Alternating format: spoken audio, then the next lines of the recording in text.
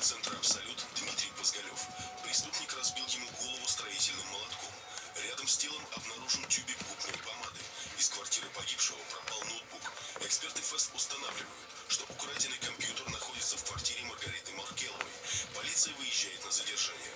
Маргарита пытается тянуть время, не сразу открывает дверь в квартиру. В это же время подруга Маргариты Кристина Чижова удаляет